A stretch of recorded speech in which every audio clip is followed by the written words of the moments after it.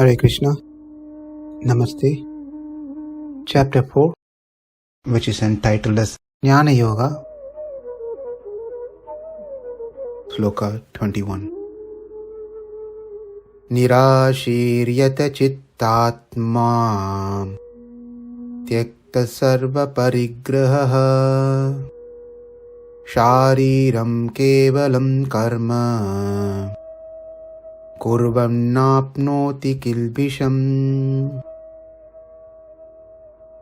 The next three verses starting from this, that is 21, 22, 23, further elaborates in greater detail what was stated earlier in the three slokas, that is 18, 19 and 20. It is not easy to understand that action is of the form of knowledge. Since it is not that easy, the kind, merciful Lord Krishna gives importance to this to make us understand this thoroughly in full. All these verses is about one who has achieved, so we can understand from that how we can practice and do this. Nirashir yata chittatma. Nirashi means without desire for the result, or while doing some activities, that person's mind is not thinking of the end result or the benefits that going to come out of it. So that is Nirashi. Yata Chittatma. Yata control. Chittatma. Control mind and intelligence. Controlling the modes of the mind, namely the thinking process, the mind, intellect, the egoism, because mind takes the different modes. Thinking is known as chitta, mind is known as manas, intellect is known as buddhi, egoism is known as ahankar. Tyakta sarva parigraha. Tyakta means giving up. Sarva, all. Parigraha. Parigraha is renouncing. A sense of proprietorship over some possession, things. So renouncing sense of ownership of all possessions. So tyakta sarva parigraha. Kevalam means only. Shariram, body.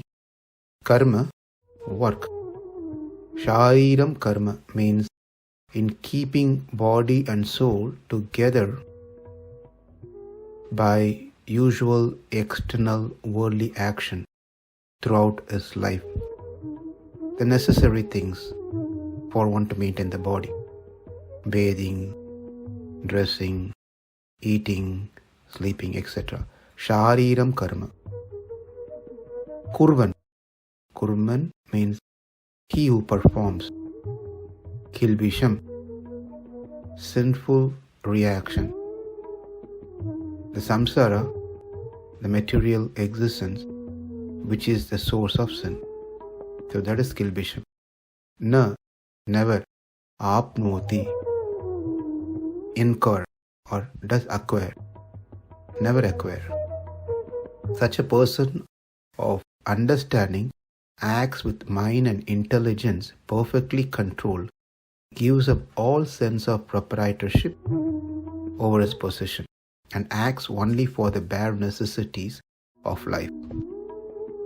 Thus, working is not affected by sinful reaction. And that's the meaning or translation of this particular sloka. So he who is without desire for the fruits of action and whose mind does not dwell on worldly matters then one who does not have the sense of proprietorship regarding the body and the objects involved from that, even if he is engaged throughout his life in actions, he is not incurred or accumulate the sins. That's the meaning of this particular sloka. Nirashir yata chittatma tyakta sarva parigraha shariram kevalam karma kurvannapnoti kilbisham. Now, Nirasir is not interested in the results of action. Nirashir, not interested in the result of action. One should not think about what about desiring the results of self-realization, Atma Dharshana or Paramatma Dharshana. That's also a desire. So, does it mean that we have to give up those desires? The answer is no. It is said, without any result, even a fool will not do any activities. We all know that. Anyone does something, they are expecting something to come out of it. So here, this person is free of Shudrapalam, that is not interested in those results which satisfies his temporary senses. And those phalam, they are called cheap or low-level fruits. But wanting to see the Atma, the Lord, to become self-realized, or Paramatma realization, is higher in consciousness.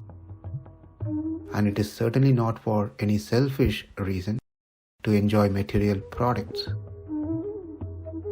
Since it is fully spiritual, such desires are fully approved. And therefore, Nirashir means not that one has to give up even this one. Then it doesn't really make any sense of what we are doing. So there's another wrong or incorrect understanding about Nirashir, which is without blessings of pious people. That's another misinterpretation has been given on this Nirashir. We need to understand that devoid of blessings of great souls, no action will ever become complete, nor it will be sattvic, in the mode of goodness. Therefore, one should strongly desire for the blessings of the great souls. Else any activities or a project we take up, we do, which is again a karma, without the blessings of the great souls, those activities or projects are considered to be tamasic, not sattvic. This will also be, we'll be seeing this when we get to chapter 17. It is mentioned in chapter 17, sloka 13. We'll see that as we go when we get there. So that is Nirasir. Yata chitta atma.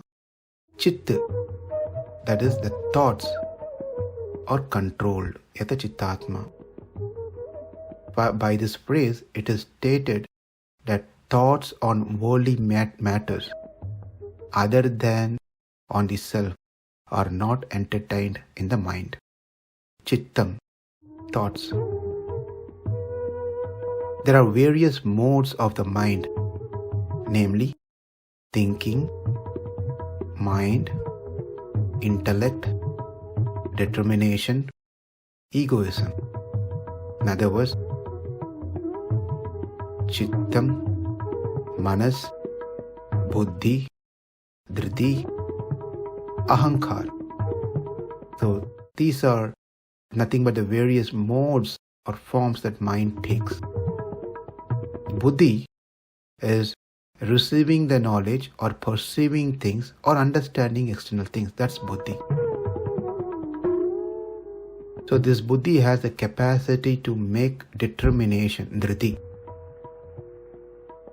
When this buddhi associates with the manas, mind, then the mind becomes a place of thoughts.